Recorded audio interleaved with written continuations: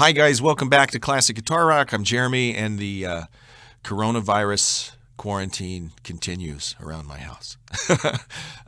Schools are all closed. I live in Washington State, and they've gone in full-blown panic mode here. Better safe than sorry, I guess. So in the meantime, that will give me some time to escape down to the basement and record some videos.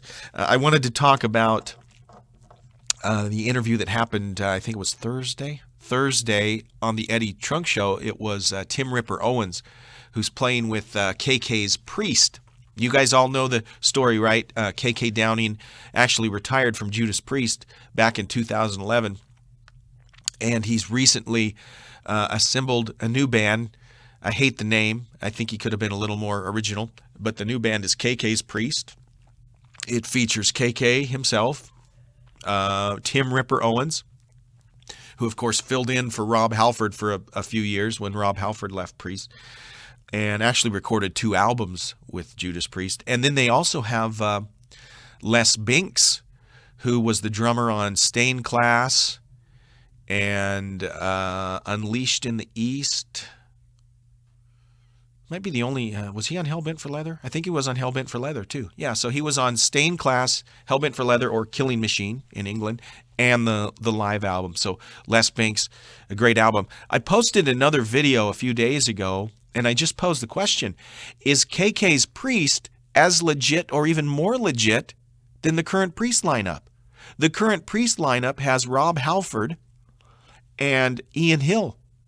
They're the only original, or even they're the only legacy members, because actually Rob Halford isn't an original member, but you get my point. When you think of Priest, you think of Rob Halford, right? So only 2 legacy members in the current concoction of Judas Priest, where in KK's, we've got KK Downing, he's a founder. Tim Ripper Owens was not a founding member, but he was actually in Judas Priest. And Les Binks, who played on 3 of their classic albums. So, I don't know. You know, maybe you'd get more of the classic Priest sound if you go see KK's Priest. Just a thought. Anyways, here's what Tim Ripper Owens said. I knew they were going in the studio. I didn't realize they were this far along. They are in the studio recording. And guys, the recording process is different now than it used to be. A lot of times, guys aren't even in the same place anymore. I think it sounds like, based on this, they're actually recording in the studio together. But oftentimes now, especially when you look at like the Frontier music label, they'll assemble these albums and produce albums, and guys might be clear around the world, right? They'll record their part, send it into someone else who records their part. So the technology allows this to be done a lot easier in a lot of ways than it used to be. But anyways, they've been in the studio, and Ripper says that it's classic sounding metal. Okay, here's his exact quote. He says, "I got my vocals done. It sounds unbelievable. It's going to be a really great record. Obviously, we can't talk too much about it right now, but it's really good. We have a really good time. The vocals came out great. It's a lot of high stuff, a lot of aggressive stuff, and a lot of classic sounding metal. So it's going to be great."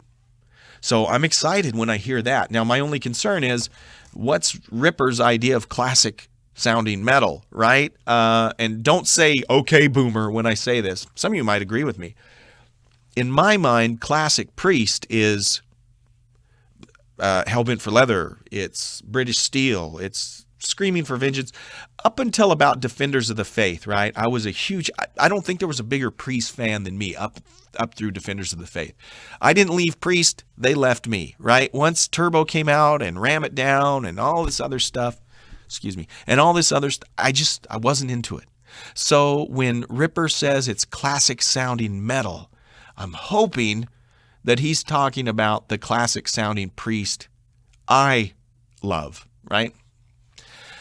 Now, the good news is, if you check out the videos of KK's Priest, and there are several of them out on YouTube now, sounds really good. And it's playing the classic Priest metal. And so I'm super excited about that. So I got my fingers crossed, waiting to see what this new album from KK's Priest sounds like. Thanks for watching. If you haven't subscribed, please do so. Take care. Bye-bye.